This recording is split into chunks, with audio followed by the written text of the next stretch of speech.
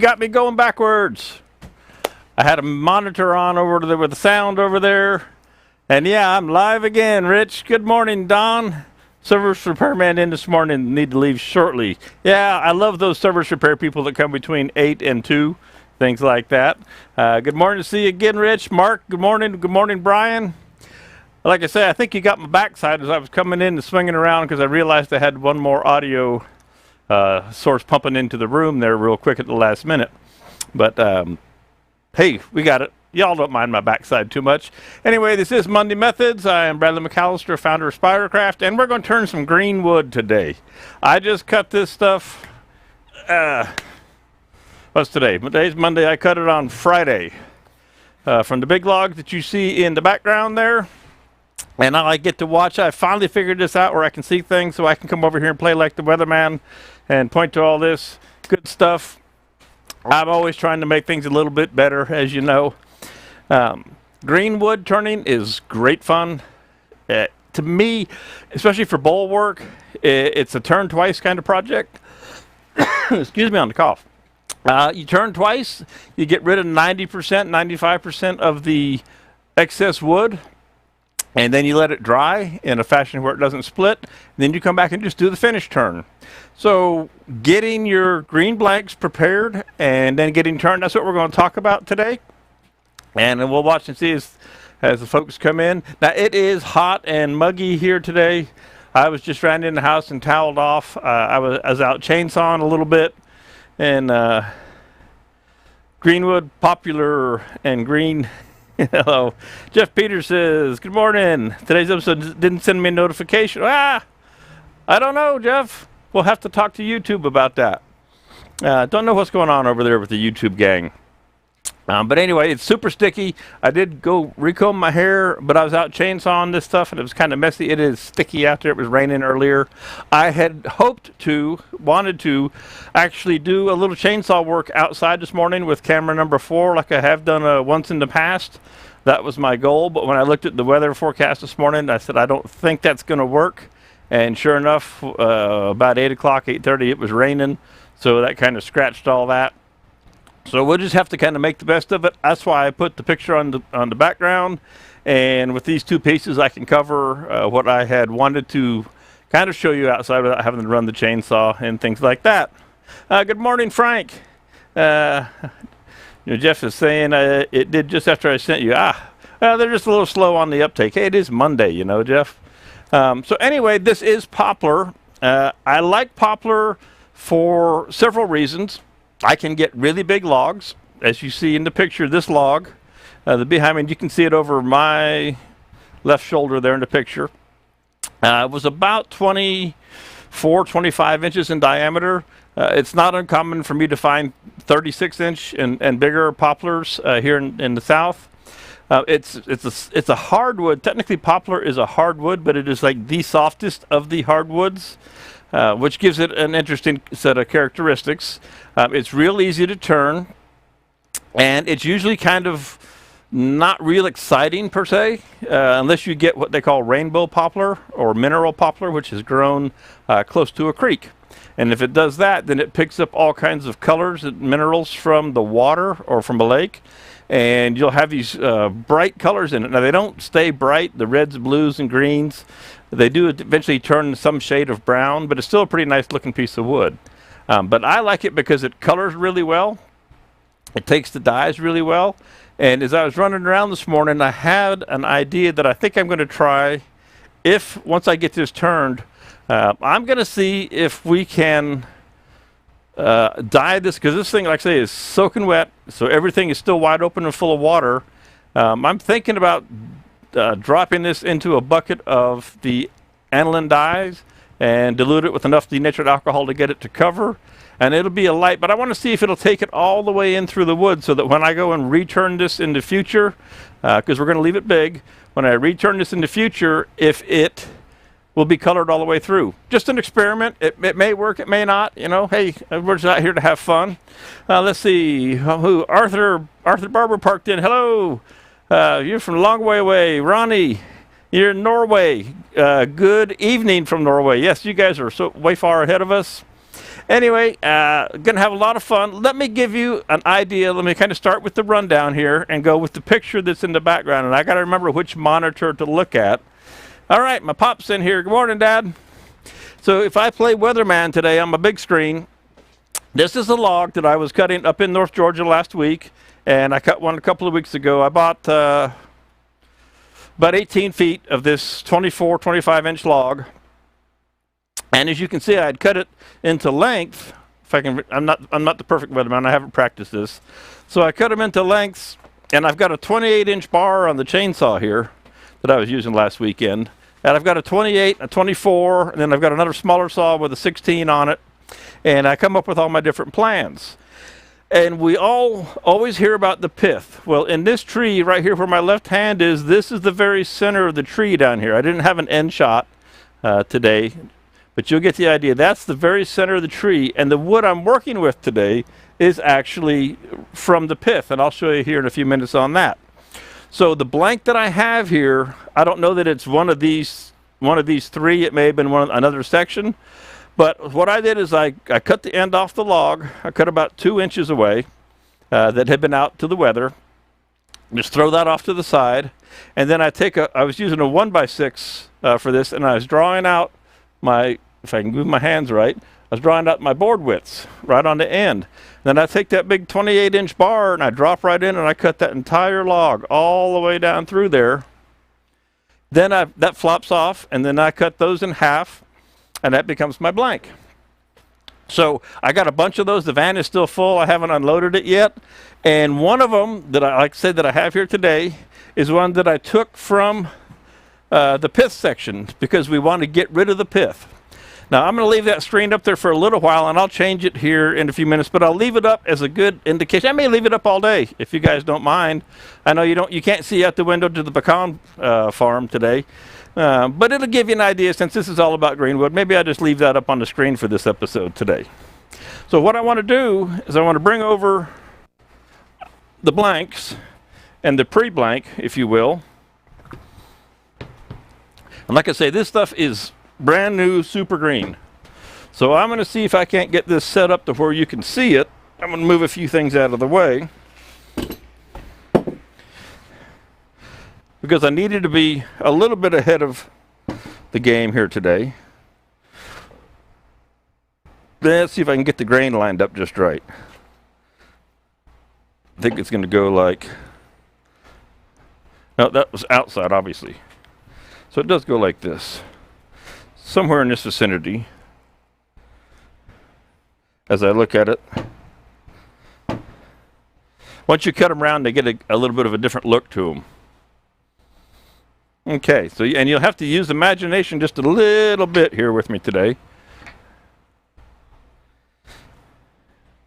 All right, good enough. So on the overhead camera, on the overhead shot, and I see that it's off to the side just a little bit, so let's bring that over.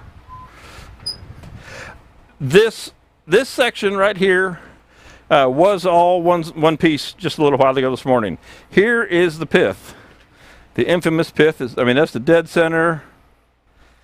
There's, say, the 2-inch radius of the pith. And I had a straight line drawn on this guy on this side right about there, give or take. All right?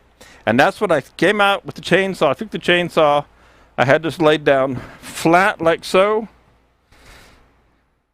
A line ran like that. I took the chainsaw and I just cut right down through here, and that made my blank. Okay? That made my basic blank, which ended up being, this one side was a little bit bigger than the other, like so. Okay?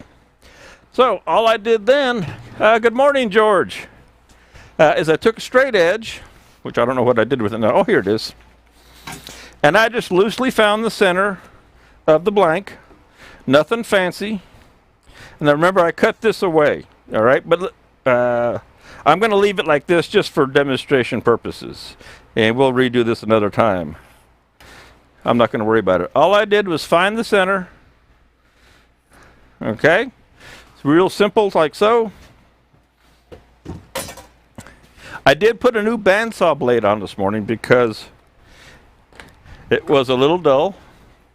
And then I've got this big old giant, this is the only thing I've ever bought at Harbor Freight that I haven't broken yet.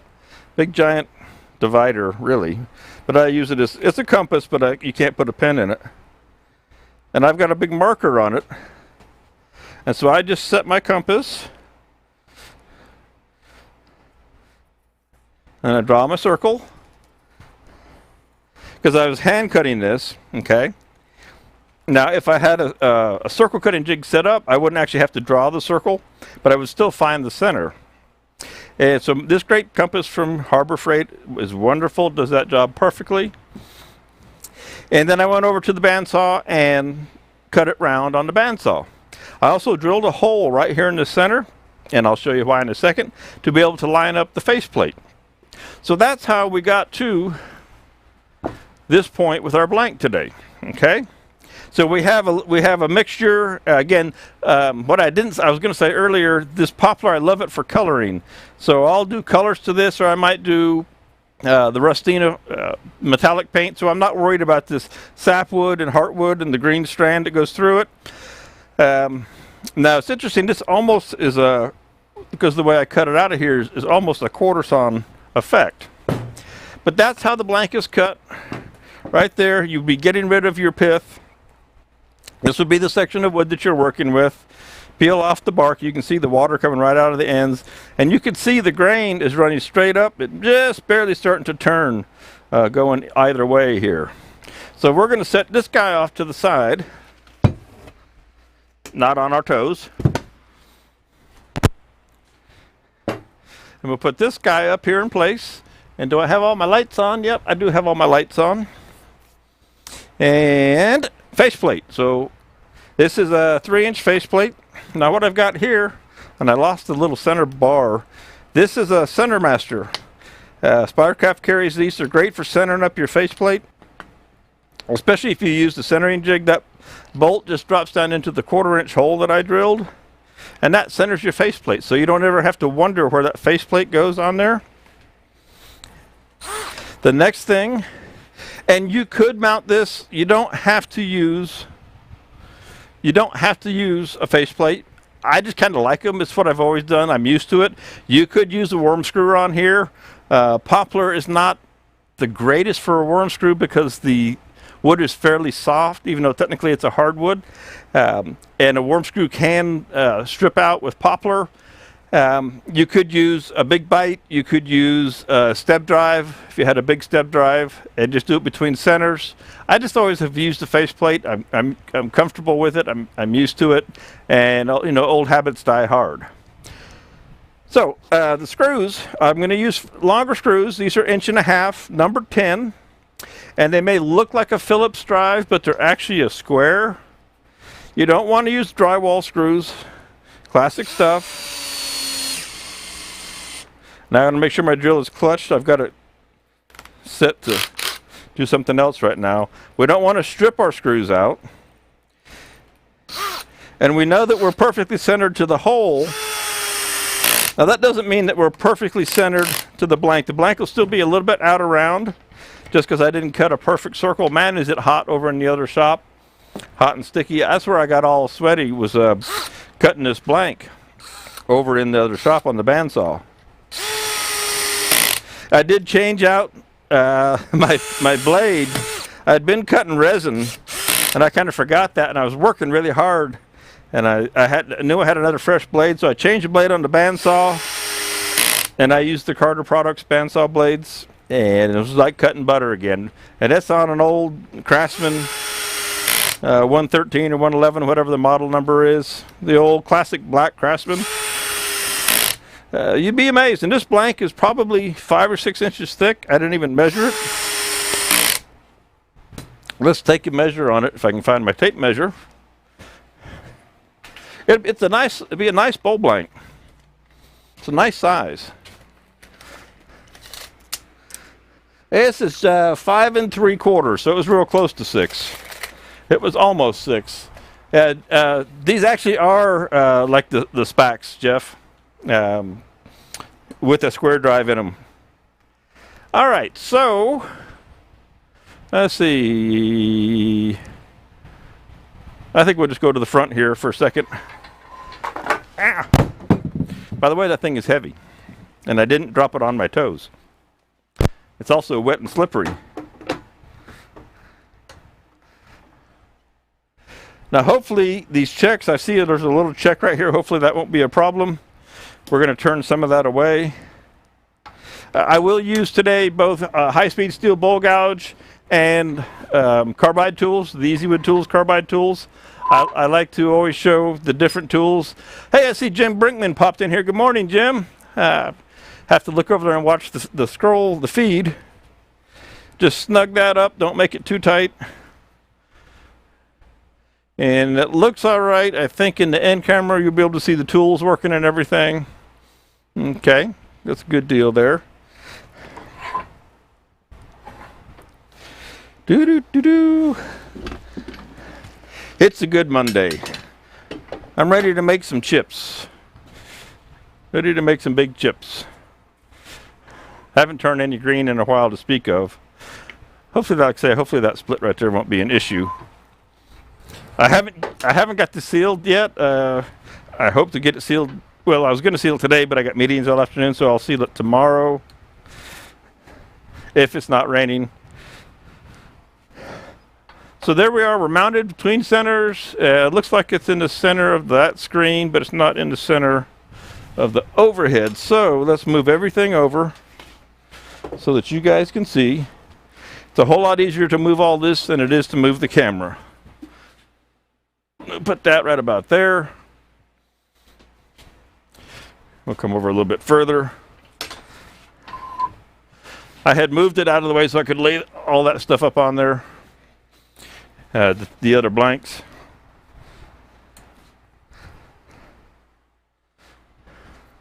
All right, let's see what we get for speed. I got my controller over here. I start at 0. Now, let me know if you decide that if you guys think that picture in the background is distracting, and I'll put the gray wall up. So we're going to go past our first vibration there.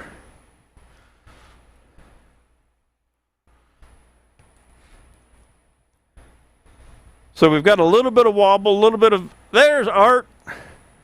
Art said he's going to be late, but he made it. Good to see you, Art.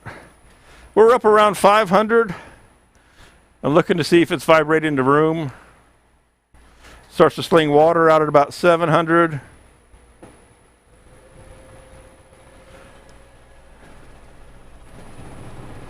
Up around 1,000, it starts to shake the cameras and things, so we'll go back down for now.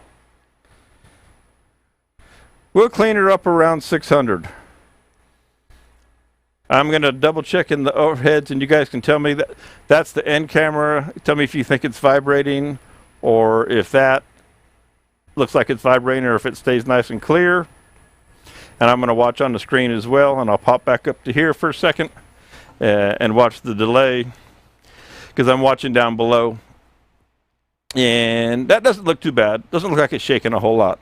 Okay, so first mission of the morning is to get this guy round.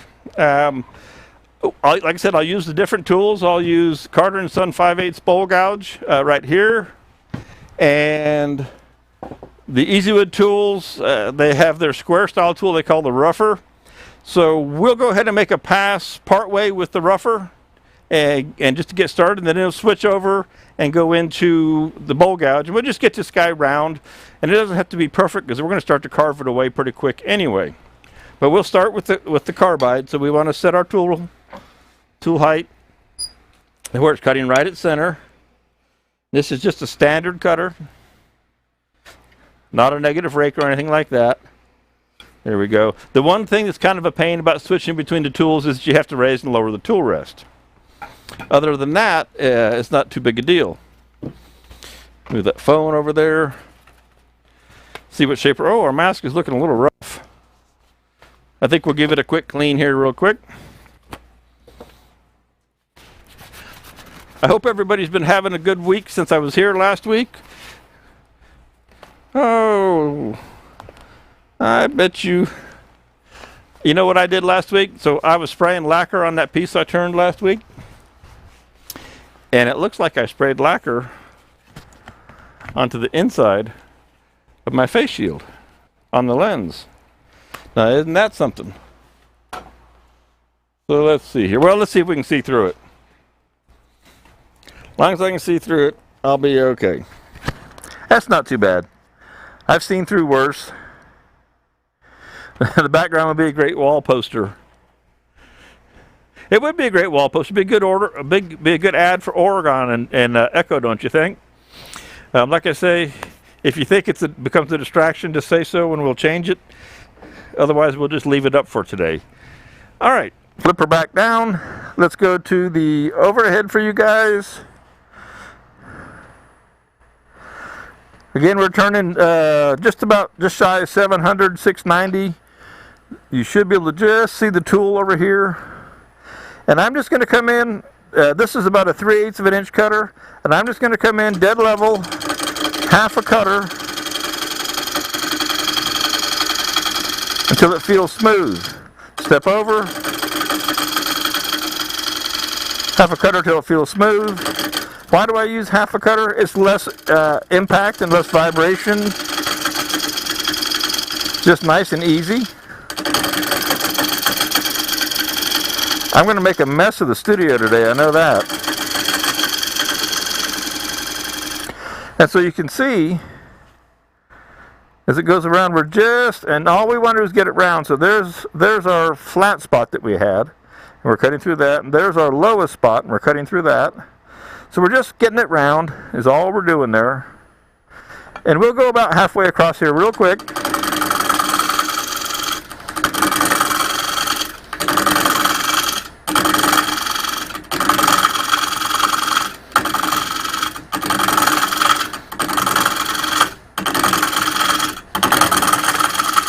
So if you use carbide tools, that's one way to go about it. And you can go laterally and clean that up if you want. Okay? Just that easy. Now you see you get some tear out because the wood is soft and green, and the carbide tools have a tendency to lift a little bit now and then, but you'll clean that all up after the fact. So we're going to drop our tool rest down. Now, a couple ways we can go with our bowl gouge. We can come in straight from here, and we can also come from the side. So we'll do a little of each. I've dropped the tool rest down. This lathe runs a really tall tool rest in a banjo, so it's hard to get your tool rest down below center, or your tool below center sometimes. So now I'm just coming straight in with the tip, and just going across. Another method just takes the corner off real quick. And as soon as you do that, then you can come over and grab the bevel cup and just slide on across. You can also come in from the end if you're of a mind to.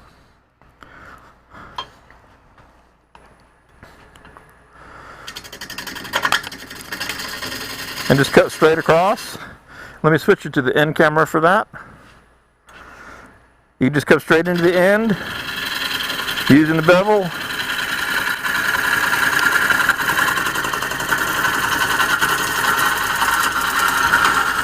And make your cut just the same. Either way you want to go. Now we've got a little, it's out around here. We can come in with the wing of the tool and just draw across here if we want to flatten that out.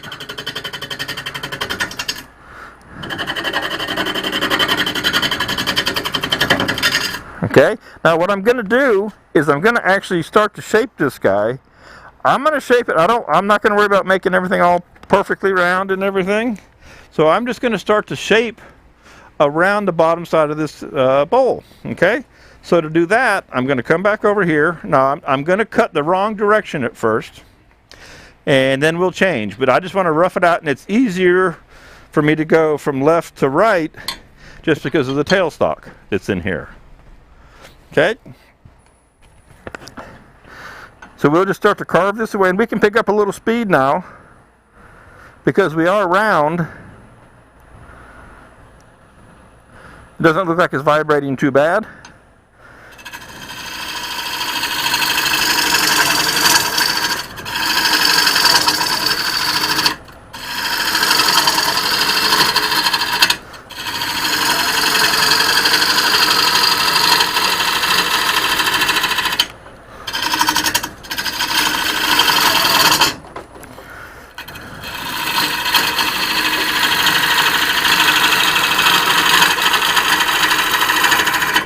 I think I must be on the higher pulley.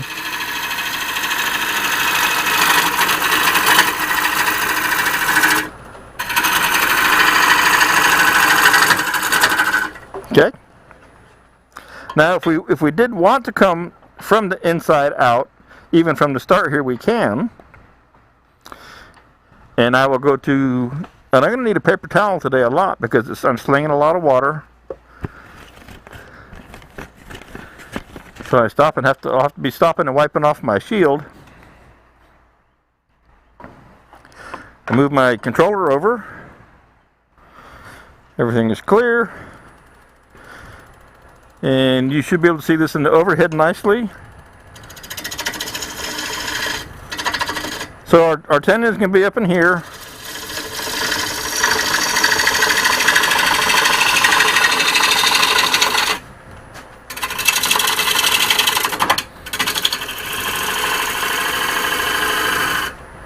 So this you can just move. This goes so fast. When you're doing a lot of bowls, this is pretty grain in here. You can move a lot of material in a hurry.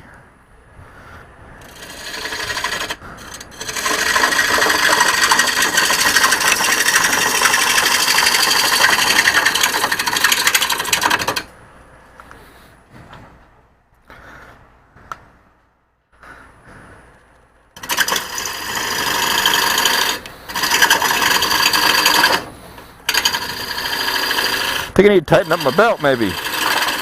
Change the pulley and tighten up the belt. It's been so long since I've done anything where I could lean on it real hard.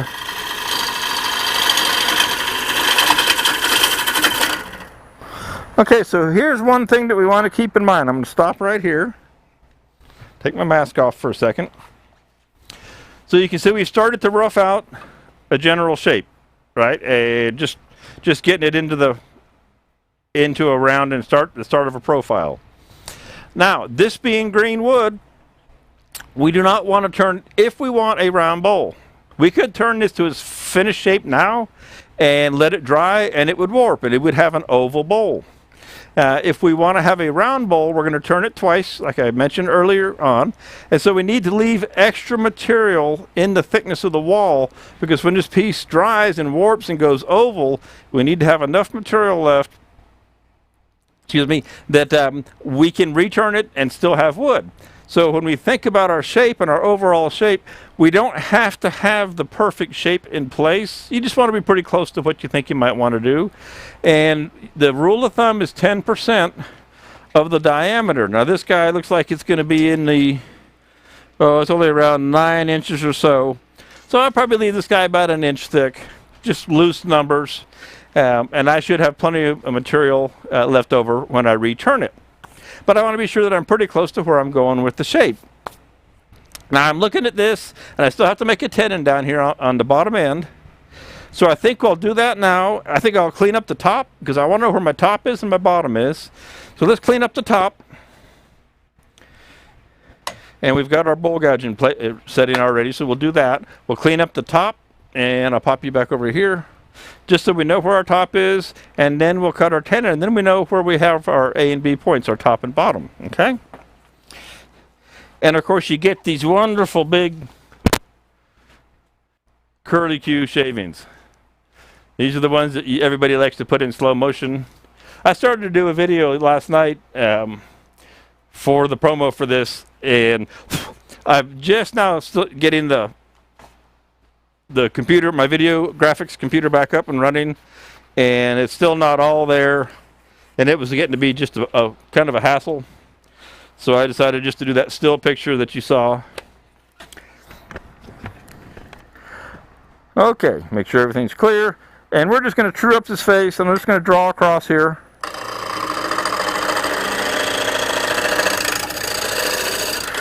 Just so I know where the top is. Just want to get that flat.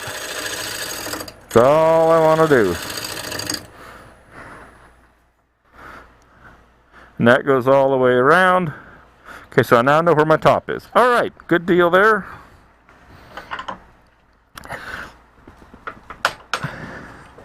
Let's take the tailstock out of the way. Now, even though it's on 8 screws, I like to leave the tailstock in place as much as I can. Okay. You just never know what might happen. Something could come loose, you never know. Now I'm going to pop you over here to the end camera. Oversized tenon as well to allow for shrinkage. Yes, Brian. So my calipers, I'm just going to make and I could make a 3.5-inch tenon, but I already had the 2.5-inch or 2 3/8-inch jaws in place. These guys here. So I'm going to set this caliper to make an oversized bite so that I can re-round that tenon. This is set just about right. Maybe a fuzz big, but that's plenty acceptable. So I'm going to set this caliper to be a little bit bigger so that I have a little extra. Now it'll be as soft as it is. It will go ahead and grip. But yes, you definitely want to leave a little extra to re-round your tenon. Good question, Brian. Excellent question. And I just use these guys, and I'm going to switch over to my carbide tool. I found it just the easiest thing for making tenons, and I like to bounce around between them. So first I'm going to clean up the bottom of this.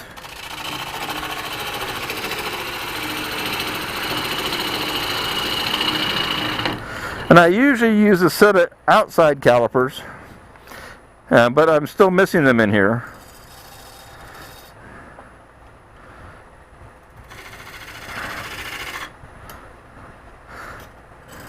So that's just about right on the money for my oversize that I set. Okay, you see that little, I don't know if you can see it, it looks like you can't quite see it in there. So I'll hit it again, get a little more shadow line.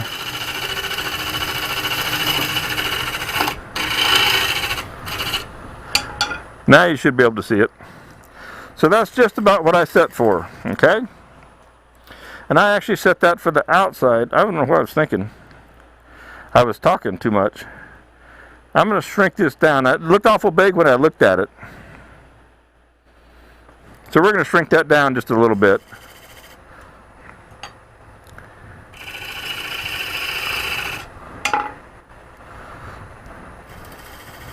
A little bit more.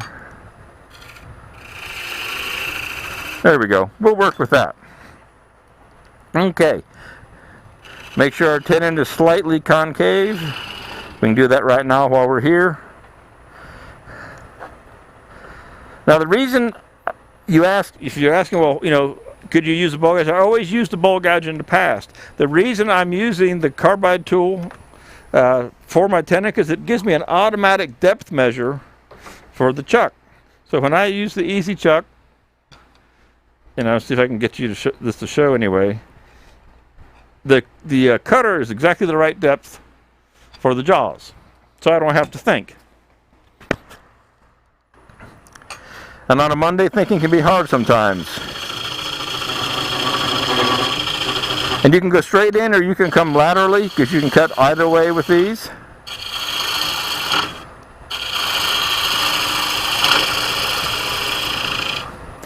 And as usual, I'm going to use this back corner of the cutter as my guide for the length of my tenon.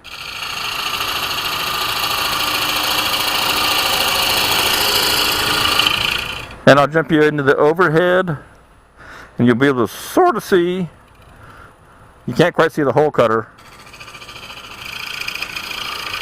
So we'll go back to the end camera. What I want to make sure is that I have a nice flat section right here for my jaws to rest on. Okay? And if I end up overcutting the length of my tenon any, I can always take a little bit more off.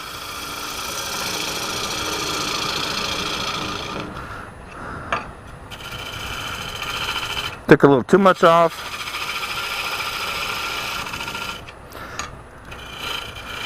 Okay, there we go. So now we have our tenon. And I'll take a detail tool. Let me do this with the bowl gouge. This is the faster way these days if I'm not changing tools. Used to use an Easywood Tools detail pointed tool. But in the past, I've always used a 1/4-inch bowl gouge. This is my 1/4-inch bowl gouge for all my tenon work before I had the carbide tools. And I'll just cut my little dovetail tenon here. And if you can notice, I don't know if you can see it or not here in the shot, the top, even though this is a little 1/4 inch, the top, the grind is just like a big gouge, so it's swept way back and it's ground flat. It's on a flat. There's no arc in that whatsoever. So I can use that upper wing or these back wings to clean up down here on the side of my, or the bottom of my bowl when I make my tenon cut. So it works out really well. I can just come right down through here, cut my tenon and my dovetail, and then if I want to clean that up, well, I've got the tip of that tool right there. And I can just clean that right up. Also, you want to make sure it doesn't hurt if you want to remount this for recenter to mark your center. Just make yourself a little divot right there in the center. Okay, and there you go. I think we're set there. We got a good looking tenon. That'll work fine. So now we have our bottom defined, and we have our top. Go up here to the overhead. We have our top and our bottom. So we can do whatever shape we want to in here now. All right. And now we're going to cut, just because we don't want to have a lot of tear out, even though we're going to return this in, later, we'll go ahead and cut from the inside out so that we're cutting downhill down the grain. The fibers are all being supported as we cut with our gouge. And I'm going to make these cuts with the bowl gouge.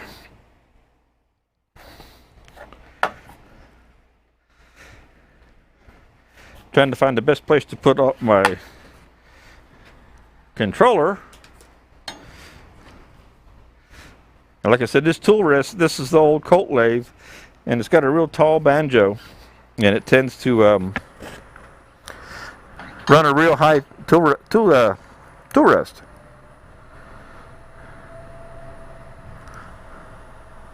Hey, Wendy made it in. Good morning. You haven't missed too much, and what you did miss, Wendy, you can catch on the replays there. Good to see you. Appreciate you coming in.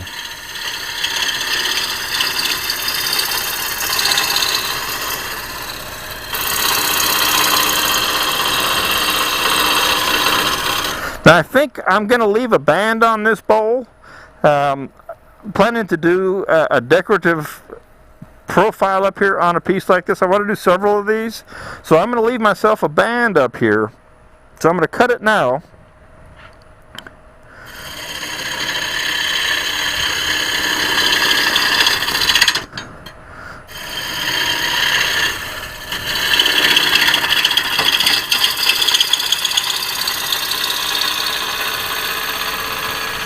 And I need to leave it oversized just like everything else.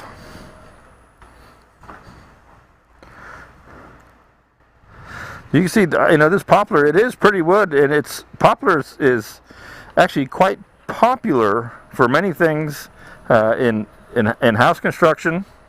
It's very stable. It doesn't rot.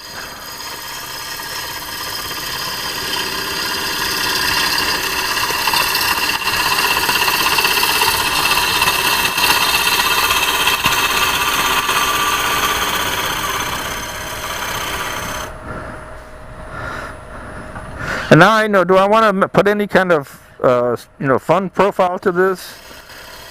As long as I don't cut into my shoulder for my jaws to sit on, I can do anything I want to here.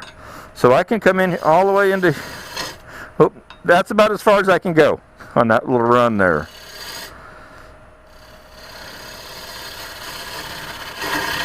So if I want to put some kind of a OG type profile down in here, don't go any further than that, Brad. I can. Oh, you know what I haven't done? Just for yucks? I haven't switched over to a round carbide cutter, because we can do the same type of things with a round carbide cutter.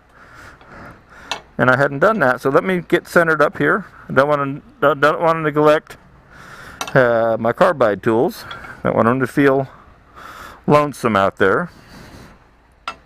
If we put some profile in it, then the grain will get some more wave to it.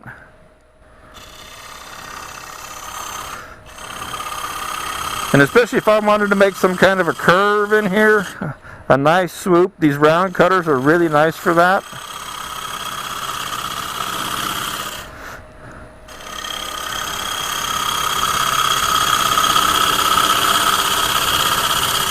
And again, we're going to leave it plenty thick so we can always change this again in the future to a degree.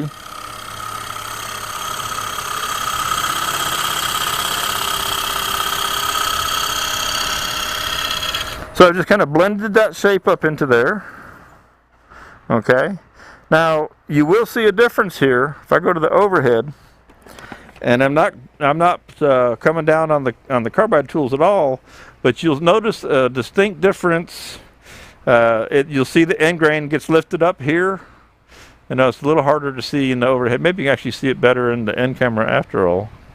You get a little bit of lifting on the grain right here, and then this was the bowl gouge cut. Which it doesn't lift up the grain as much. Now again, it's also super soft and wet. Okay. Now if you were making this a finish cut and it was going to let it be oval, you could come back with your bowl gouge. I might grab a smaller one and hope that it's sharp.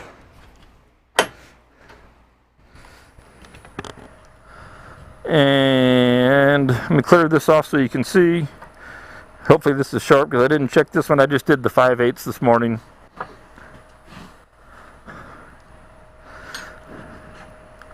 Bring that up just a fuzz.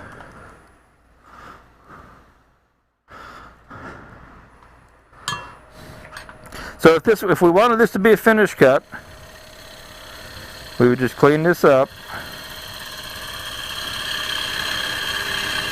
and follow our contour.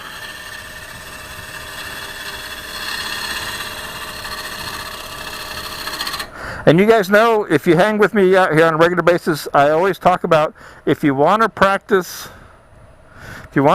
making your finished cuts when you're rough turning and especially when you're turning green wood, this is the perfect time to work on. You've got all this wood you're throwing away.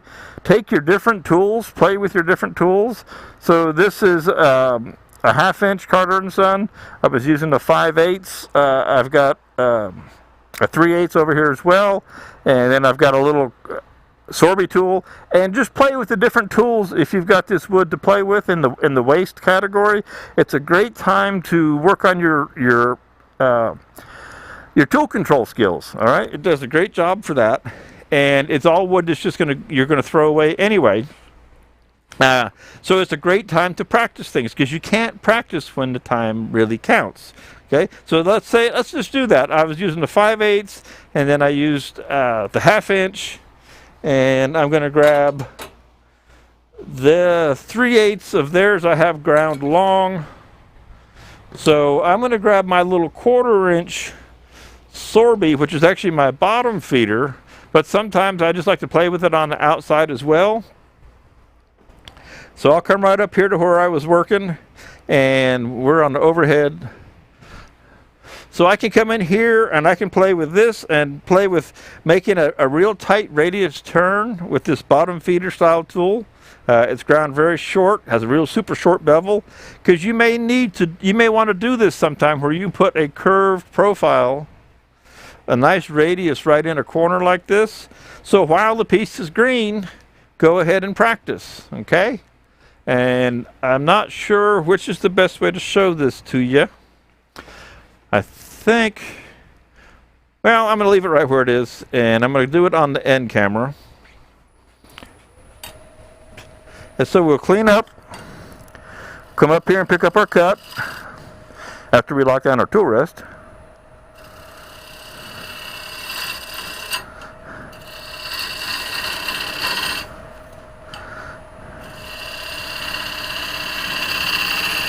Now this wood is really soft, so it takes a second to get used to how the different tool cuts.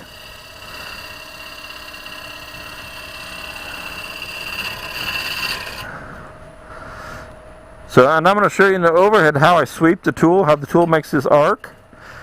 I'll try and keep my head out of the way so that it doesn't get in the way so you can see. But I'm just practicing these cuts right now with this tool, okay? And again, this wood is all going to get turned away again. So this is the perfect way to practice. And so I'm going literally from vertical to horizontal, all in the same cut with this real small tool, with a super short bevel on it. Okay, and I can just make that turn, come right around there, and I get a great turn, a great finish I'll show you here in the end. Okay, so that's a great way to practice that cut, that turn, and just come right up the wall there. And this is the time to do it. I wish I could show you, this would show a little bit better there. So that's good. I changed this, kind of messed this up a little bit, so I'm going to come back with the bigger tool and change this profile up just a little bit, just because I got the wood to mess with. And where's my 3/8? I put it back over here. So let's see, I'm just playing and thinking and playing and thinking.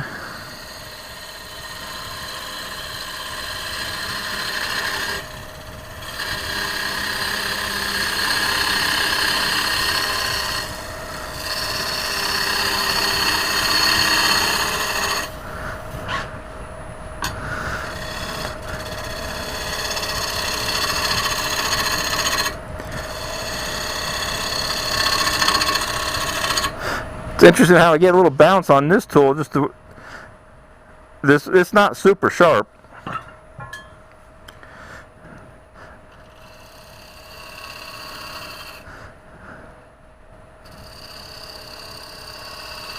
So we'll jump back over to this guy.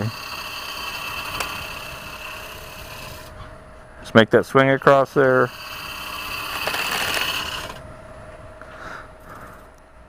And you could even, you don't need to recurve it now. Let's say you were going to go up underneath here. You could, but you don't need to now. But you could practice if you wanted to. Getting up underneath there. Okay? All kinds of things you could do. All right? So, let's take your mask off for a moment. Get a little fresh air.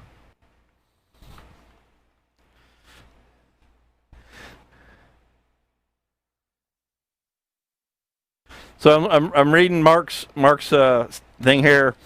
Pun intended. He's turning green, fresh cut, and poplar is in its color. The rainbow. I wish I had come up with some more rainbow poplar. It's really cool. So this is a kind of little fun little shape we've got here. I could clean this up real quick, but I can clean that up when I turn it around as well.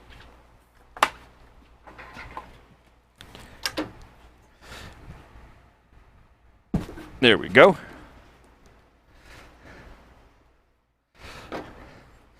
And the way I always did these in the past when I was doing the art and craft shows and the gallery stuff, yeah, art.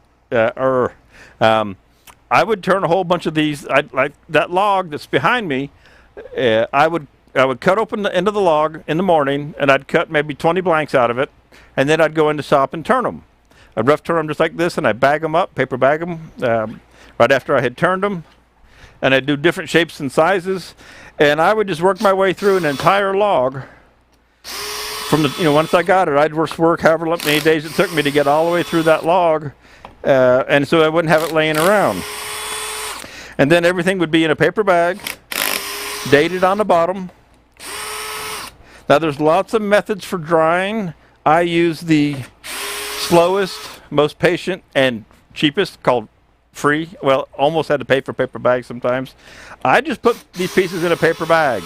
Never had a kiln, never did the denature alcohol, and we'll talk about all that again a little bit. Drying methods, I just bagged them up and put them up in the rafters and forgot about them, because I did this probably twice a year. A little more clutch here. Probably twice a year. And so I had lots and lots of pieces already ready to go. And I would just be building inventory with a log like you see behind me. I'm actually going to put this away where it belongs, back over in the faceplate department. I'm trying to do better with that kind of stuff. So I would process this entire log, and you see another one back behind it over there. So I would get through, say this section that's on the chainsaw, and the one behind it maybe in that day, and then I would start on the next one back over there in the back, and I would process that whole. I'd cut it all up into blanks early in the morning, and then turn all afternoon on them, bag them up, move on to the next day. And that's how I was always having fresh inventory that was drying in the different shapes and sizes. Okay, we've got Easy Wood tools, Chuck, already set with the jaws on it here today, so we'll just throw this guy on here. and snug it up. Now again, green turning is such a great place to practice. If you're not real comfortable going down inside a bowl real deep with a bowl gouge, and you tend to want to go switch over to a hollowing tool or something like that, this is a great time to be practicing that, because you can really expand your reach, pardon the pun, of what you can do with the bowl gouge. You've got a great place to practice. So to Brian's question, we'll go to the overhead here. You can see this gap is actually quite big. It's about a ½ an inch. All right. But I also know that this poplar is going to shrink and warp quite a bit. So that will be half of that distance. So it'll probably be a ½ inch gap, which will be pretty close to being a good contact all the way around. Right now, I know we're going to only kind of touch on the corners, but I also know this wood is soft, and so when I crank down on this, after I check that I've got it in here straight, or as straight as I can,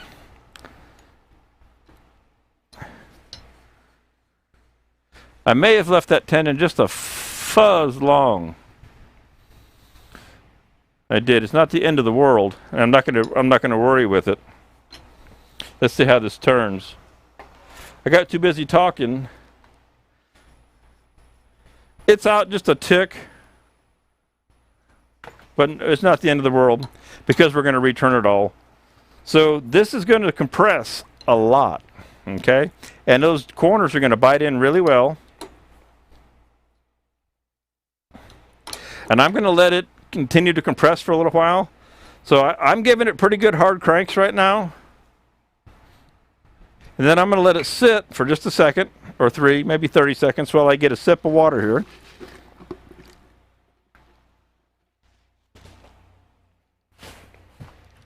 And it will continue to compress on there.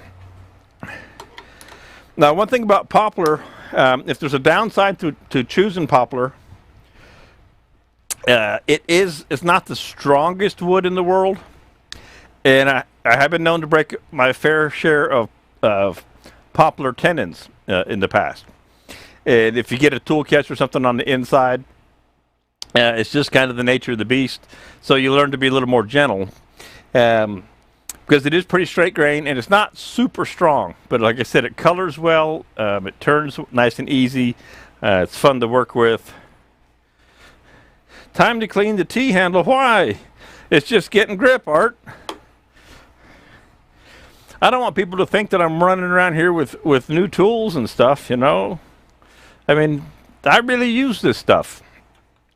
Which is the beauty of being involved with Spiracraft. When somebody calls Spiracraft and has a question about any of the products that Spiracraft sells that I use, you know that I use it. It's not a salesman somewhere, because you're usually talking to me. And you can tell by looking at the tools. Hey, Mr. Dixon, how you doing, buddy? I just talked about you. Art tells me I need to clean up my T-handle. I said, hey, I use my tools. But I do. So I have a very thorough, in-depth knowledge of all the tools that I use. The Easywood carbide tools, the Carter & Son tools, the chucks, all the different stuff that I use out here. I mean, I actually use the stuff. So that's pretty cool and gives me good insight.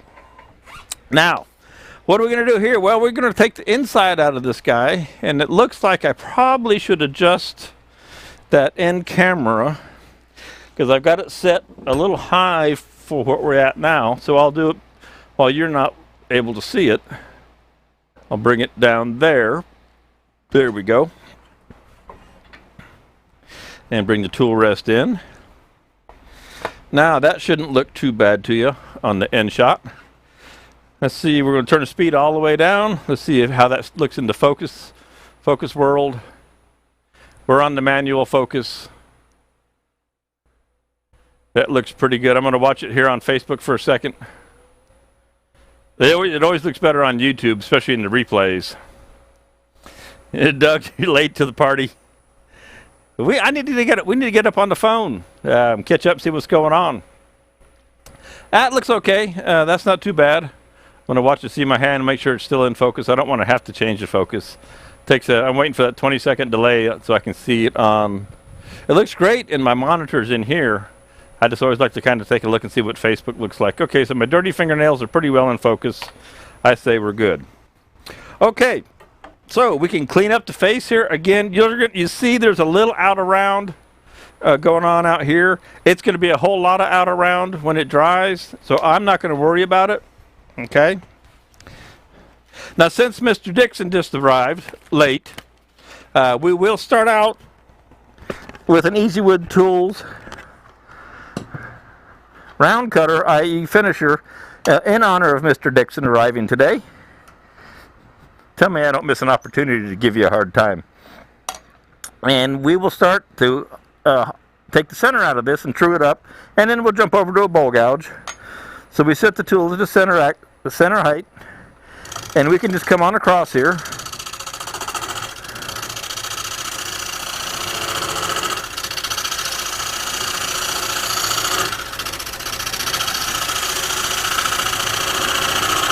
And just so it doesn't bother us visually, I think we'll true up this side. So you don't have to watch it being out around. Okay, there we go.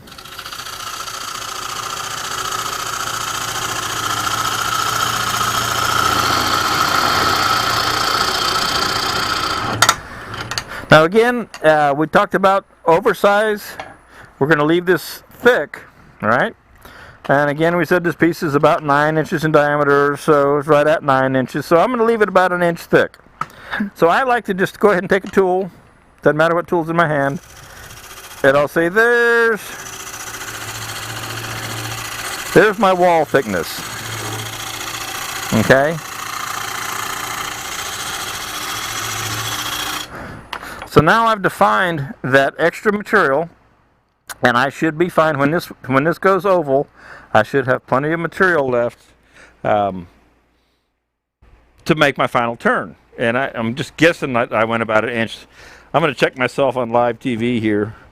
So I went 1 inch and 1/16, 1 inch and 1/8. So that's fine. Wait, what? Can you use that tool for hollowing and doing the outside of the bowl? Yeah. You can do anything you want to with it. And see, Brian's question is, why do you cut concave into the tenon face? So that it doesn't bottom out in the bottom of the jaws in the chuck, Brian. If I'll grab a set of jaws here real quick and I'll show you. I'll get a big piece, a big pair. So I'll pop over here to the overhead. You cut concave so that when the tenon, in this one it's really big, but you want to make sure that the bottom of the tenon doesn't touch down in here. You want to make sure that the bottom of the bowl is sitting on this surface and the tenon is hanging free and not touching the bottom. If it touches the bottom here, then you don't have the support up here, Brian, and your piece will rock back and forth and fly out, break your tenon, all kinds of things. So I cut it concave just to make sure that it wasn't convex and going to have a little hump in it and rock in the middle. That'll fool you sometimes. So that's why I cut it slightly concave, just to make sure that it's not going to touch in the center and come back and bite you. Okay? Because it's happened, and then you get all turned around, and you've taken your faceplate off, and it's a real pain in the neck. So hopefully that made sense to you, Brian. Okay, so let's grab our bowl gouge, because we're going to use all the different tools. Now, some people like to start in the center. Some people like to work from the outside. In my opinion, and this is an opinion, you can go about it either way, whichever suits you best, works best. Someone's going to tell you one's much better than the other, and that's their prerogative.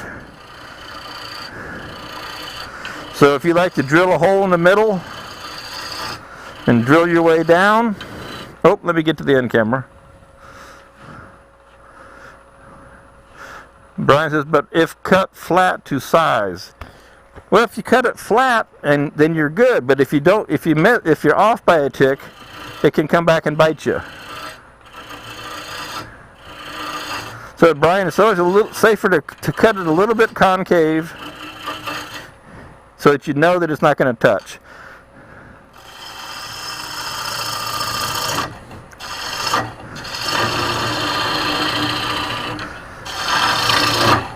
Now I'm actually going to raise that tool wrist up just a fuzz. It's interesting how we've got sapwood and heartwood over here, sap and green. So we kind of got a blend. I like to cut from the outside in because it lets me push down the axis of the lathe. When I'm pulling out, I feel like if I get a catch, I run a greater risk of knocking the piece out of the chuck. So it's my personal preference. And again, you're welcome to use any method or I always encourage try all the different methods. I like to push into the chuck and into the center of the machine.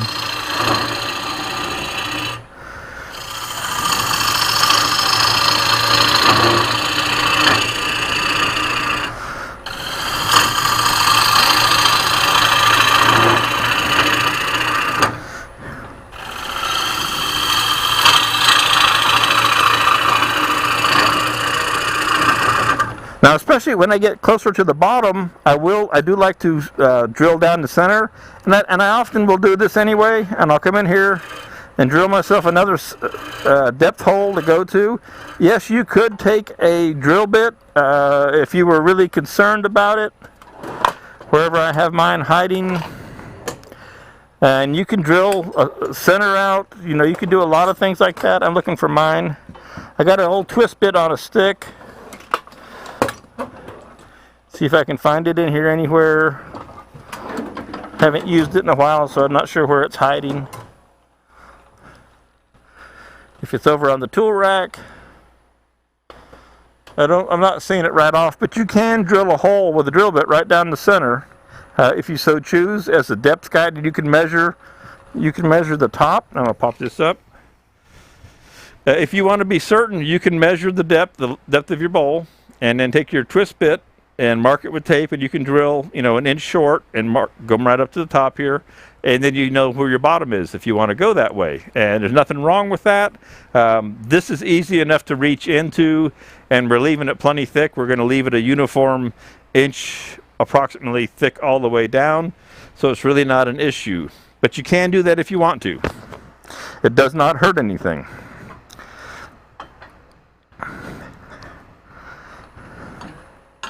And I'm only turning about 885, a little less than 900 here.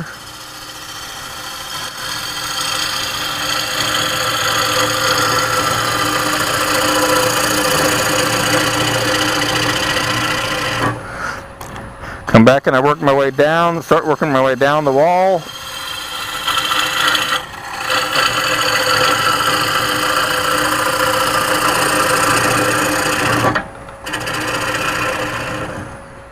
One more cut, and we'll switch tools again.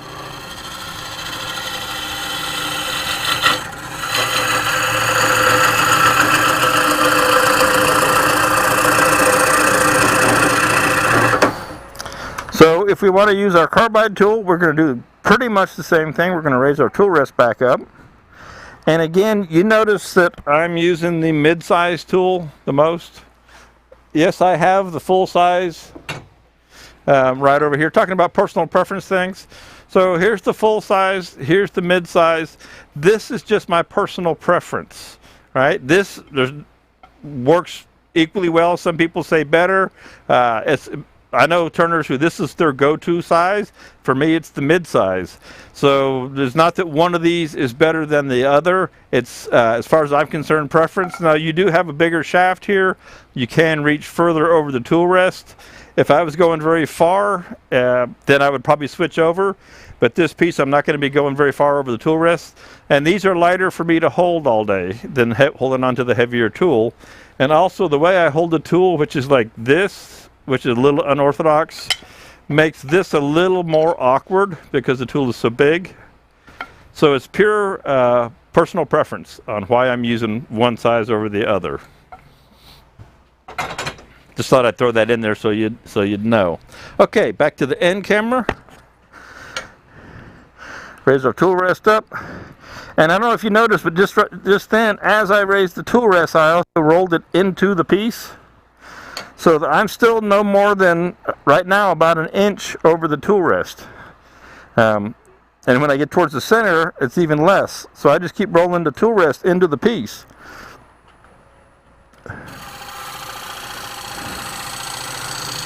Right on down the side.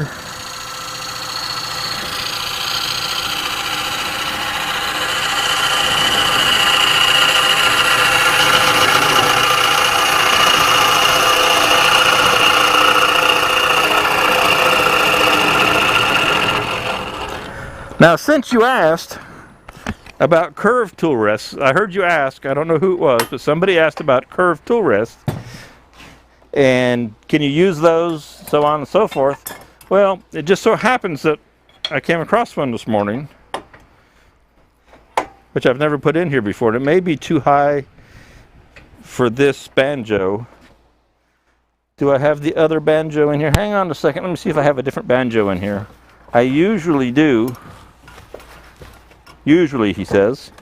I have a different banjo that is lower.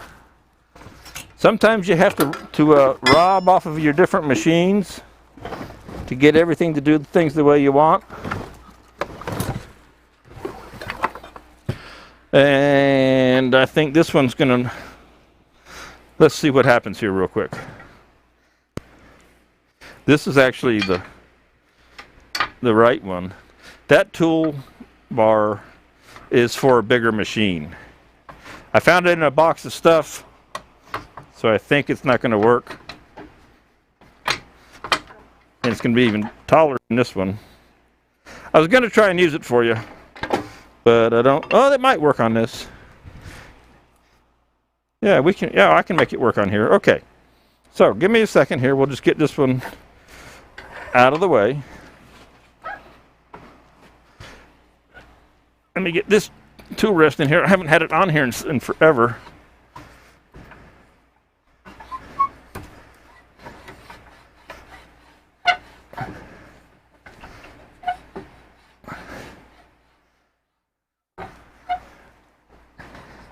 Don't you love the last minute changes in the middle of things?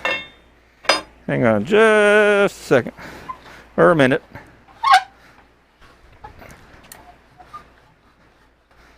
I'm gonna have to adjust that nut if I can get to it.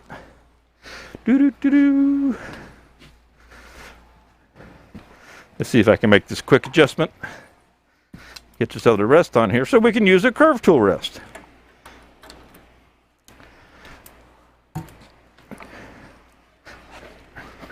Let me get it back off of here.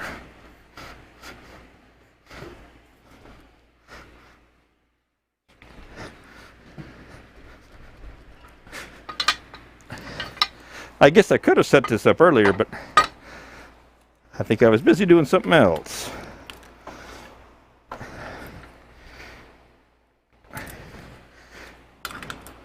And I may or may not have.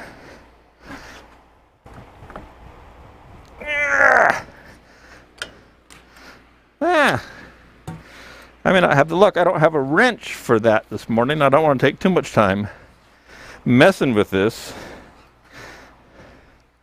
That's unfortunate. Let me try a little something here. Real quick. Sorry if my head's getting in the way.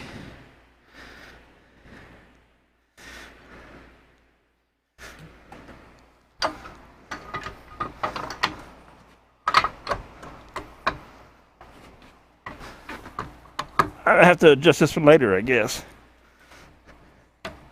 Oh well, we could have used the tool rest if that, we could have used the round one. The reason it doesn't work on this one is on this one the bar goes right down and it comes in the way right in here, so the tool rest can't go all the way down. That one it does, but that one's not adjusted to go on here. So we could have gone in, after all that, we could have gone in with this curved tool rest like so. Yeah, dueling banjos. So, you know, then your tool is really close.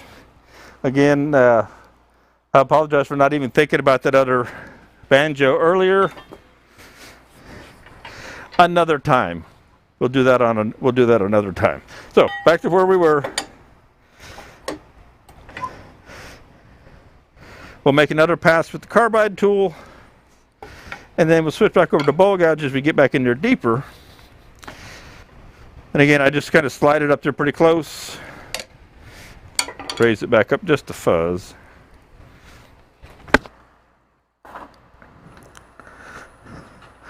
And we'll make it, and we can drill down in here with this guy just the same. If you want to do the depth drill.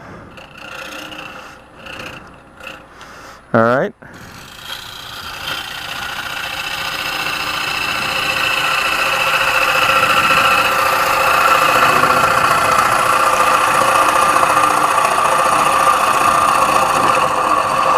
And all you're doing is maintaining an equal wall thickness here. So you just check your inside against your outside. You don't really need calipers for it.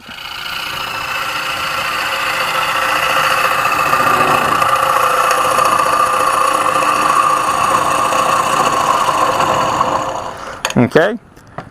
And again, if you're using bowl gouges, this is a great place to practice working your way in with a bowl gouge.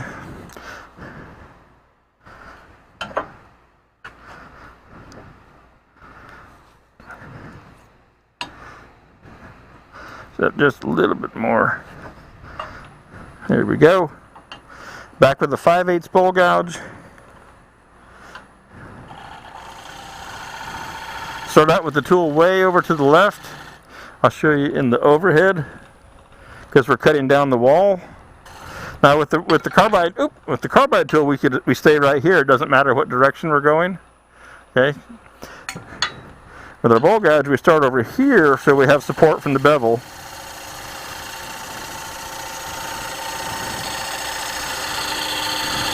And then the tool swings around as we turn around the corner.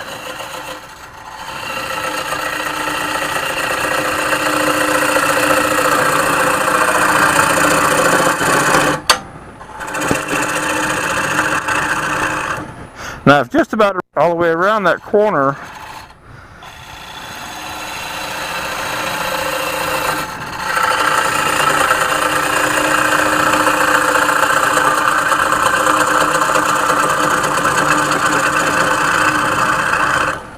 Okay.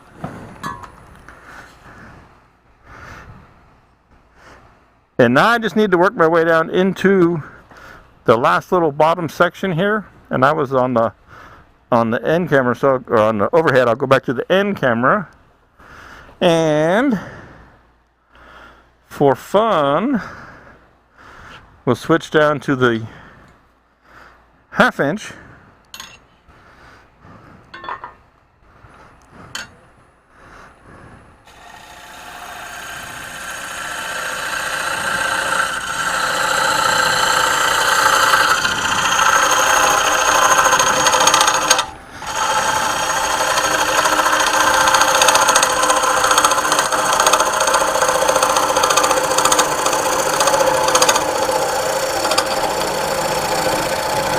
And you see, I'm about 2 inches over the tool rest right now with the tool, but I can rotate that around once again and get in here real close.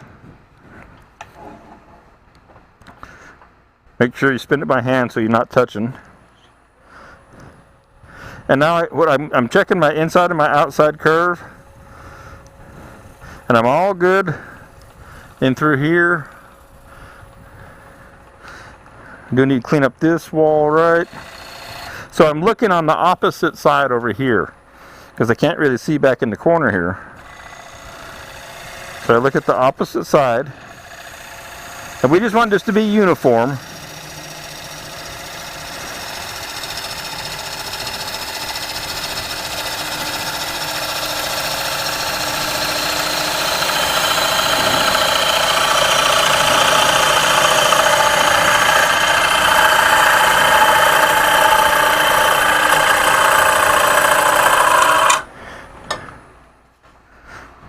So now it's a nice uniform thickness and it's smooth. On that last cut, clean that up.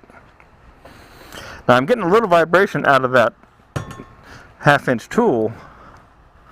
And this is where, if I had a bigger bottom feeder, or I have another tool that I used to use a lot. All I could do is put my hands on it. This is an old Sorby that I have ground, and I'll actually work from the middle back out, right in here.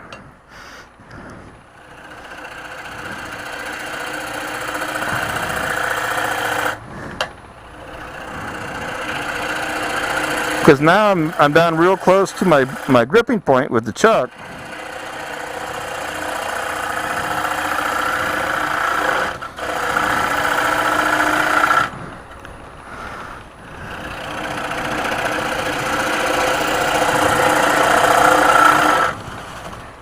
Clean out the chips. And I'm going to leave a little bit of extra. We're pretty close to our inch in the bottom. Real close. I'm curious to see. This is what I used to do everything with. Curious to see if I can make this turn with this grind today. This is the grind that I did all my work with for years, if it hasn't changed.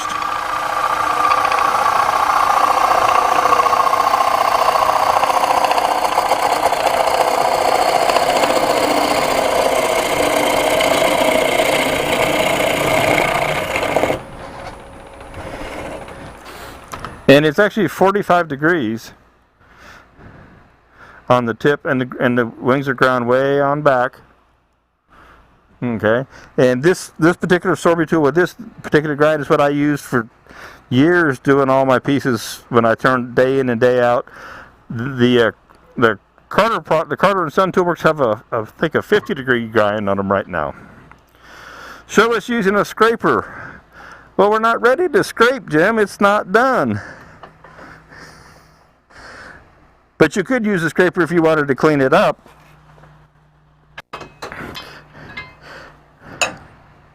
Bowl scraper, this is just a standard scraper. It's not a negative rake scraper or anything like that. It is rounded over on the tip. And if you wanted to practice with your scraper,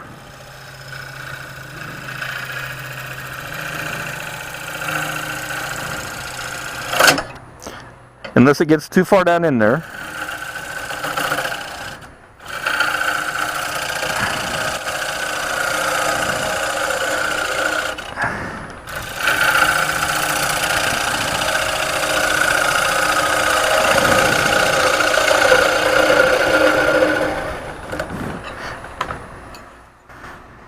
and then you have a nice smooth profile. And you can practice like I obviously need to. I don't use a scraper a lot, as you can tell.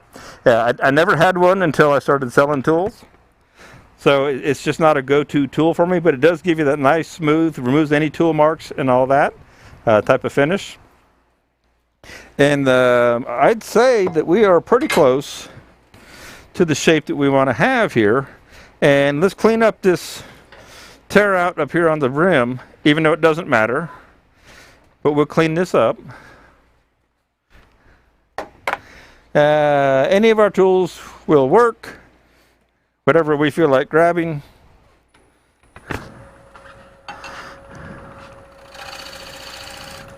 Pop you in the overhead. Yeah, you can see that.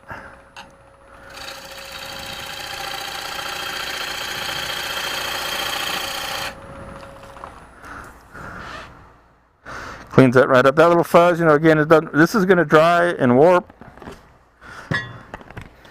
Now, let's see if I can rattle around in here and come up with, what time have I got? 12:23. I got the time. Do I have a bucket? I want to see, I don't think I have enough alcohol. This is where, what I'm talking about, I want to submerge, and I've done this before, I want to submerge this inch-thick piece entirely in dye. Chromacraft alcohol-based aniline dye. And I'm certain that I don't have enough alcohol here to to fill over it and delete. I just want to make a. I don't mind if it's if I had a full bottle, it'd be 4 ounces, and then diluted. I want to do an experiment, so I may have to go to the hardware store when I get done here to get some more denatured alcohol. I want to see if I can get this bowl when it's green to soak up the color all the way through. Never tried it before. Don't know if anybody does it. It might not work at all. I have done a little experiment where I put the end grain into a container of dye, and it did come out the top, and it dyed the whole piece. So I'm just kind of thinking about different things. How long would I leave in the bag before finishing? A piece like this, probably 6-8 months. If I was back in my old days, it'd probably be a year or two before I got back around to it. It would be long since dry. You can kind of tell when you pick them up, and if they're about 4% oblong, when you pick them up if they're dry or not. Again, you put the date on it. So now being down here in South Georgia, it's going to take forever. When I was turning in Colorado, it would dry really fast. And even in North Georgia, it was much less humid than down here. But I want to see, I need a 9-inch bucket, don't I? And like I said, I don't think, I know I don't have enough denatured, and I'm thinking that the bucket I need is actually in the house. So I may have to just take a picture of this. I'm going to pop this off of here, though, nonetheless. See, that's the one thing about turning green is you get all these big old chips, which are great for your garden pathways, walkways, and all that, and they're fun to watch them come off. Now, I have taken these and dyed these. Just like this. I'll take them, I'll let them dry out, then I'll put them in a bucket, and then I'll pour the aniline dye in and let them soak for a week or two. Take them out, just let them air dry. Then put them in the toaster oven, dry them out, stabilize them with the stabilizing resin in the vacuum chamber, the whole bit there, cook them, and then cast them in resin. So you can take these and make some pretty interesting profiles, because they won't, when they'll keep their curl and their structure, they don't mash down. Could you vac some of the water up before coloring? You probably could. I don't know. I've never tried it to pull the water out with the vacuum. And if I had water-based dye, which I actually do have next door, I could mix up a batch of water-based dye and soak it in water. Maybe I'll do that instead of using alcohol. I just want to see. I've never tried soaking one all the way in. There's a place where guys, they dye the water that they feed the trees, soak up, and the trees have color in them from the ground, things coming up like that. So just a little experiment. Never know what you get.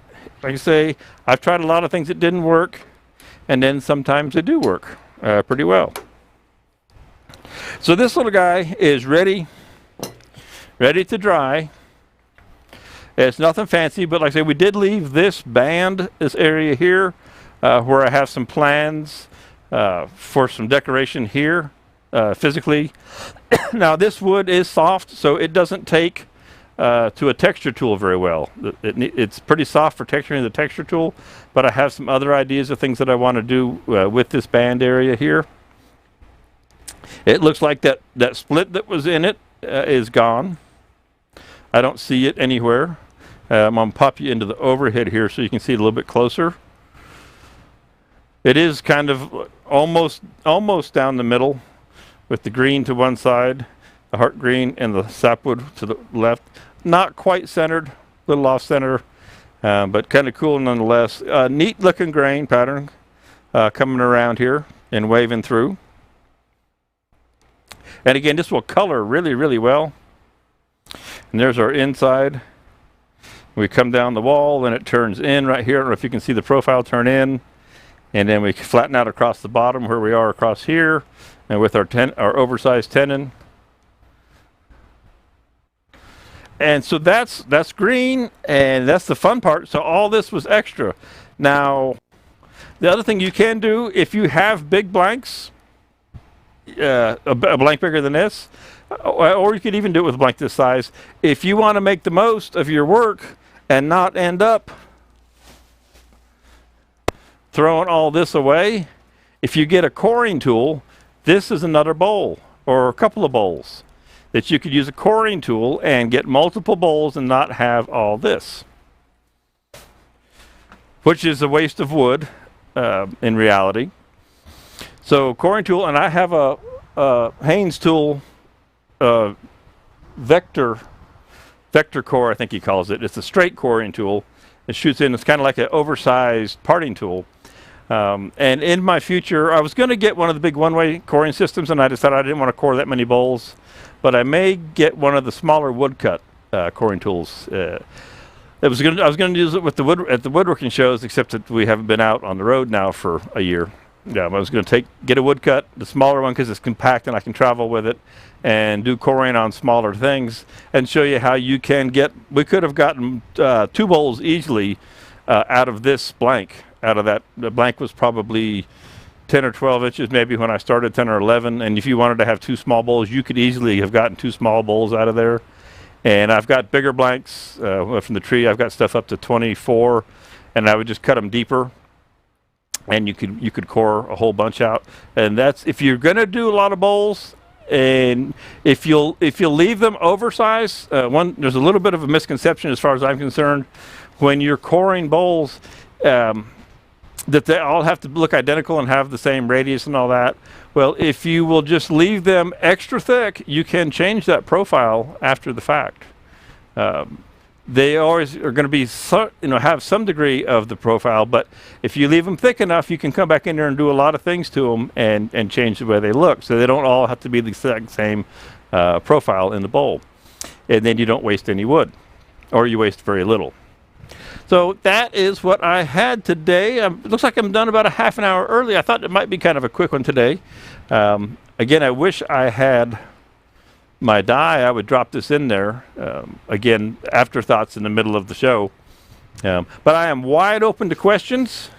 At this point, if somebody has a question, whether you're on YouTube or on Facebook, just jump in the chat column there and say, hey, how about if you did this or that? Like it says, I turned some oak that was green and put it in a plastic tub with the shavings. The summer temperatures will be 95 to 105. Do you think that will be enough to keep it from drying too fast? The shavings will slow it down. If the plastic tub has a lid on it, it's just going to mildew. So the moisture needs to be able to evaporate.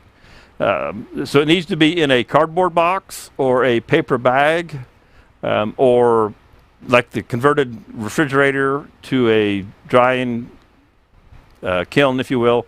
But a paper bag or a cardboard box, because what's happening, so like right now I've got a fan blowing over here.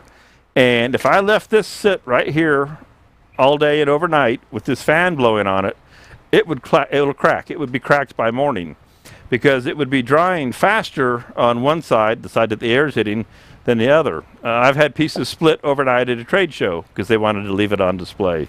So what makes it split is that it's drying faster in one side or one part than the other because air is moving across it.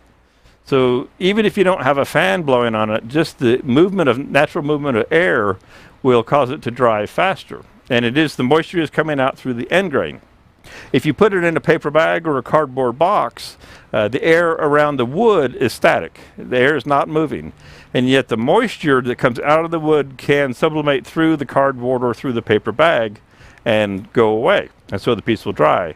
Now people use chips, and the theory is they use the chips or they'll use newspaper, that those chips or newspaper absorb the extra moisture and then they have to change it out. And that does work. It's just more effort, but that will work. The silica beads, the decathin, I always get that word wrong, but the drying pellets, they work. You drop it in the pellets absorb the moisture, the wood dries out, then you put the pellets in the oven, dry the pellets back out, and you do it again. You can dip them, soak them in denatured alcohol and accelerate the process.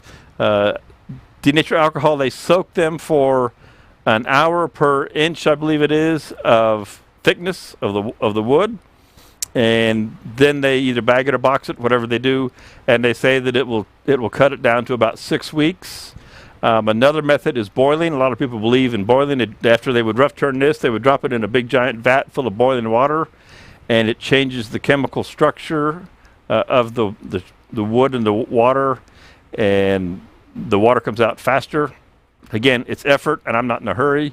The denatured alcohol method, from what I understand, the denatured alcohol replaces the water in the cells, dries the water out, puts the alcohol in. Then when you take it out, the alcohol evaporates faster than water would, and hence the wood dries faster. So there's a number of methods out there. I've got nothing against them, and they all seem to work. The folks that use them are real happy with them. I just never been in that big a hurry. I've always had way more pieces than I needed. So the cheapest and least intrusive method for me is just be putting them in a paper bag. Jim says, will I be at SWAT? A little plug for yes, I'll be at SWAT. Spirocraft will be at SWAT. We have a large booth. We should have our end cap as usual right there at the food line. And SWAT is coming up in Waco, Texas in the Jim, correct me if I get this wrong, 27, 28, 29 of August. I believe it's the last weekend, Friday, Saturday, Sunday, last weekend of August.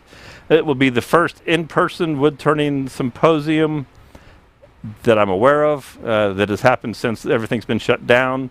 I know there is the Ron Campbell retreats going on this weekend. It's not really a symposium. It's kind of like a private turning meeting up at Ron Campbell's place. They are in person. But SWAT is going to be the first thing that is live in person in Waco, Texas. You should go. It's great.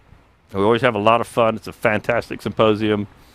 Also, Spirocraft will be doing the AAW Virtual Symposium this year. That's in July, about the 17th or so of July, 17, 18 of July. We'll be there. We have a virtual booth. We'll be featuring the Chromacraft products there. Nick Agar is demonstrating at AAW, and so we will be here in our virtual world with our product screen in the back and featuring specials and all kinds of goodies on the Chromacraft. And all the products that Spirocraft carries will be available at both AAW and SWAT. We'll have our Carter & Son tools, we'll have our Sorby tools, we'll have our EasyWood tools, we'll have all our Best Value Vacs stabilizing chambers, vacuum chambers. We'll have all the Chromacraft product. Matter of fact, Nick Agar is going to be at SWAT as well and in the booth when he's not demonstrating. So we're looking forward to the next two big events coming up. Going to be a lot of fun. Could I drill holes into the tub? Yeah. You could drill holes so that air moves through it. Jim says, will I be representing EasyWood? Well, of course I'll be representing EasyWood. I've been the EasyWood guy for years. We'll have them loaded up there. I don't know if Doug's going to come or not. We're supposed to talk on the phone, but we haven't caught up. So yeah, we'll have all the stuff there, Jim. Drilling the holes, Micah, I wouldn't drill big holes, and I don't know. I don't want to give you bad information if I drill them on the top, the sides, the bottom, all the above, because you're surrounding it with chips. Again, you need to stop the air from moving across the piece, and yet allow the air to be able to get out. That's, to my knowledge, what makes them split or not split. So you could certainly give it a shot and give it a try, Mike, and see how that works for you. Again, if you've got it full of chips, the air is probably not going to move across the bowl. Again, a paper bag from the grocery store is absolutely the easiest way, and I used to do 1,000+ pieces a year, and I maybe lose half a dozen. The biggest reason our wood splits when we turn it like this is that it was already split when we turned it. And the reason I say that, and I'll go to my picture back here on the wall. So here's the end of the log. If every day I would come in here and I would cut off, 2 inches or so of the log, because this end of the log here that's exposed to the air is already starting to dry and get microscopic cracks in it. So if you just cut this blank out right here and turned that as it was, there's a good chance you just turned a bowl that has a split in it. So I would always just sacrifice a couple inches of log, lop that off first thing in the morning from the day before, then I'd cut my blanks. Because again, that's one of the biggest reasons our wood splits is that it already had a split in it when we turned it. And cutting the end off of the log or whatever piece. Like if you say you're doing firewood, you've got firewood lengths. Somebody gave you wood, not literally firewood, but somebody cut pieces of a tree went down, they cut them into 16-inch lengths, and they've been sitting around for 6 months, 8 months, a year, 3 years, whatever it might be. Cut a couple inches off of each end, because that piece has been drying and the cracks are radiating in, and you want to take like maybe that middle third of the piece and throw the other ends away, unless it just came down in the last few days, because those cracks will be microscopic as they migrate in, and you'll think you have good clean wood, and you'll turn it, and then when it dries, there'll be a big crack in it. So that's the one to be really careful with, is wood that's been cut to length and been out exposed for a while, because that will bite you. If it just went down, that's great. You're all good. If somebody's going to cut a tree down and they say, hey, we'll cut it down, ask them to leave them in whatever length sections that you can move. So if it's say a 10-inch log, and you can move a 5-foot-long 10-inch log physically and transport, leave them that length, because the longer you can leave it while it's waiting to be processed, the better off you are. Then you just cut a little bit off the ends and you go in. So if they cut them down to the 16 inches, well, you're throwing away 4 inches right off the bat out of 16, depending on what size you got. Okay. Yeah, let me know how it worked out with putting it in the plastic tub. There's nothing that says it won't work. You just have to try and see. And again, it depends on the environment that it's in. Is it windy? Is it in static air itself? It probably will work. Don't know. Let us know how it works, Micah. We'll find out. Okay. Well, I think that I will wrap this up, because I got meetings all afternoon. I'm going to be on the phone and video conference all afternoon, getting a bunch of stuff ready. So we'll wrap this up. Let's see. Thursday night, I'm traveling again. I'll be traveling a lot this summer, so the schedule's going to be a little sporadic, and I'll get you more informed as I get it dialed in. So I'm trying to think about the Thursday night meeting. If I do it, I would have to do it from up north at my folks' house. I'm going back up there again. Then next Monday, I will be here. Monday Methods will be here next Monday. The following Monday for 2 weeks, I'm going to be in Colorado. Only thing I might do is surprise you if I can get enough internet to do a Monday Methods from my wood shop and turning shop there in Colorado at 10,000 feet. That'd be kind of cool if I can get enough Wi-Fi, and I would have to just do it off of like a single camera or something. But I could bring you Monday Methods from 10,000 feet in Leadville if I can pull it off. So I'm going to put this piece. Can I get it to sit right there? Right there, and I'm going to go to the overhead camera, and I'll say thank you, everybody. I appreciate it all, and we will talk soon. Be safe out there. Take care, and I will see you next Monday for sure. Have a great day, gang.